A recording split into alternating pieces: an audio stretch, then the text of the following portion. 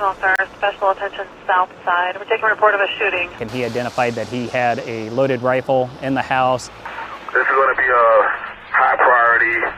All right, all units use caution. We got somebody with a long gun. There is peace of mind knowing no matter what happens, first responders are just a phone call away. And most will tell you they know what they signed up for. They're ready for whatever emergency they're called to, but that's not always the case. Sometimes the trauma they see is simply too much. Tonight, the story of peer support and allowing those who serve the understanding it's okay to not be okay, and it could save their life. Imagine every day of your job surrounded by the unknown. You always plan for the worst and just hope for the best.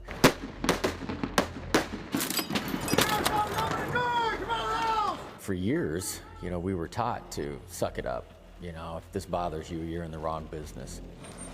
And at the end of each shift, you go back home and search for a way back to normal. You don't want to bring it home to your families because sometimes they just can't handle it. Until something happens. Don't make me do it, please.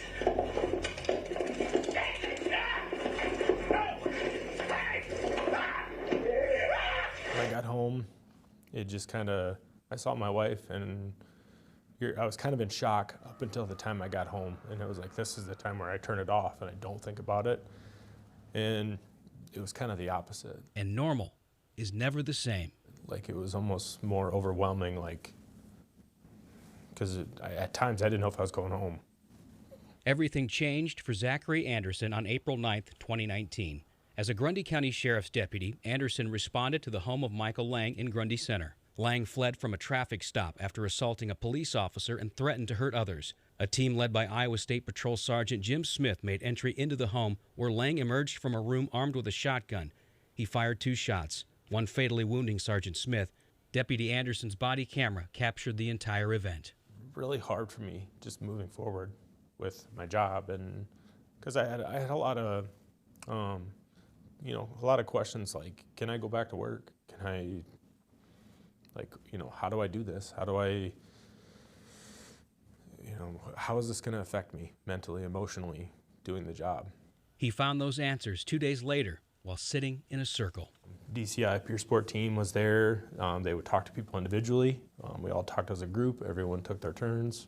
And the best thing is nobody ever said, I know what you're going through. It was like, I know you're going through a lot, or I can't imagine what you're thinking about. Not, I know what you're going through. No, and because not many did, or not many do. These are normal responses to a very abnormal event. These are things that shouldn't happen. DCI Special Agent Kristen Katros and her partner. This is Matt.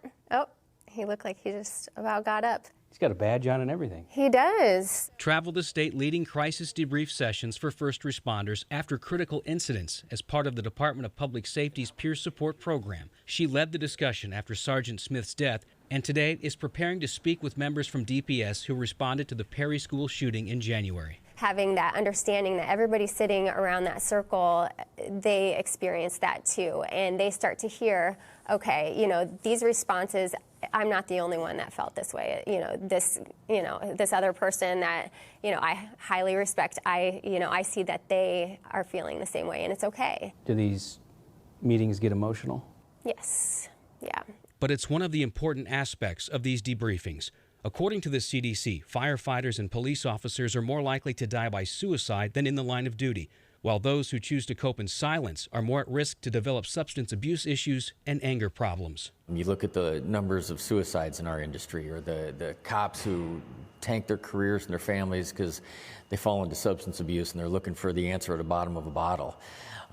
Having some place to go and actually wear those emotions on your sleeve is so important in our business. Since 2008, the Des Moines Police Department has relied on its own peer support program. All officers have an app on their phone with 24/7 access to trained professionals, an outlet Sergeant Paul Parizek knows the value of firsthand. Probably the hardest experience in my career was when Tony was murdered. I mean, he was a friend of mine, and we were on the same squad. He was so well respected and just loved around our building.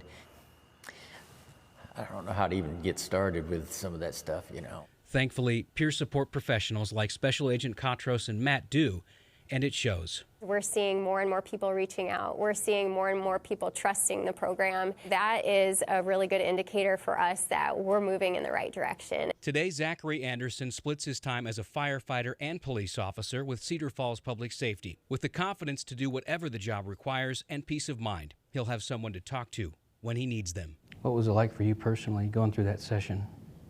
I don't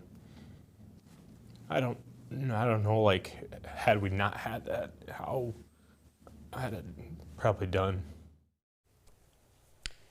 Nationally, only 5% of law enforcement and fire agencies have their own peer support programs. Zachary told me one of the other really important parts of the support after the death of Sergeant Smith was a peer support session that Special Agent Katros and the team provided for the spouses of the officers involved in the tragedy. And a big thank you to Zachary for sitting down and opening up and kind of being the voice of what he went through in an effort to encourage others, as well as Paul Parizek, who's always so great that there's things that happen that you need help. Yeah, and if you want to be your best, you need to be able to get through that. Shedding light on things that the rest of us really cannot imagine. And to their point about having this available for spouses, the ripple effect of all of this is massive. You don't want to take it home, but sometimes it comes home no matter what, and it comes out in ways that you don't expect. Yeah, we thank all of them for their service. Yeah.